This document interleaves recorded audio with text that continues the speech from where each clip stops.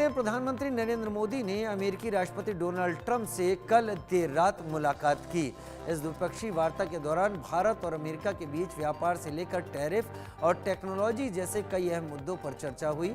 प्रधानमंत्री मोदी ने इस मीटिंग के बारे में जानकारी देते हुए कहा कि भारत और अमेरिका साल 2030 तक अपने व्यापार को दोगुना $500 अरब तक ले जाएंगे।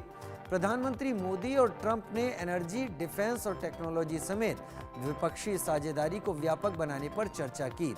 अमेरिकी राष्ट्रपति द्वारा अमेरिका के सभी व्यापारिक साझेदारों के लिए नई पारस्परिक टैरिफ नीति की घोषणा के कुछ घंटों बाद उन्होंने अमेरिकी मीडिया को जानकारी भी दी।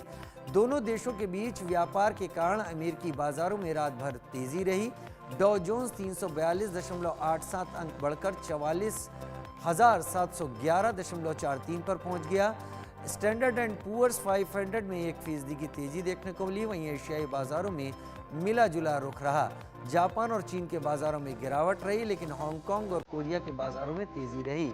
अब आपको बताते हैं, मोदी ट्रंप की मुलाकात के बाद किन शेयरों में मजबूती देखी गई और आने वाले समय में किस शेयर में उछाल आ सकते हैं।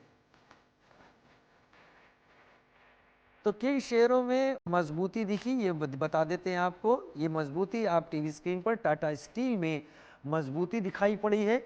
इसके बाद अगला शेयर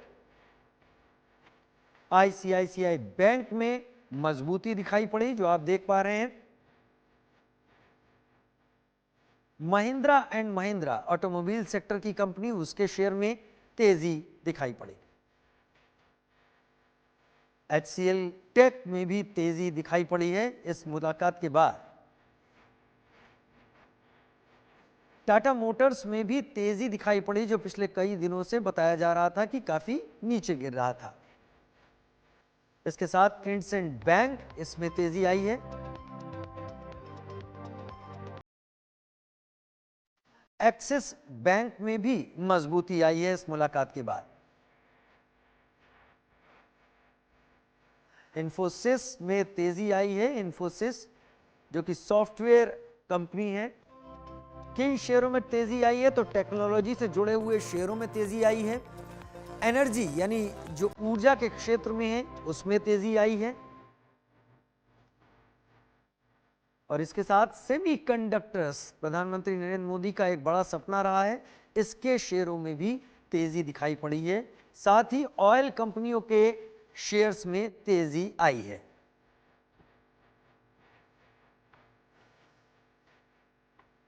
उधर पिछले कुछ सालों से यूपीआई का इस्तेमाल तेजी से बढ़ा है। आजकल लोग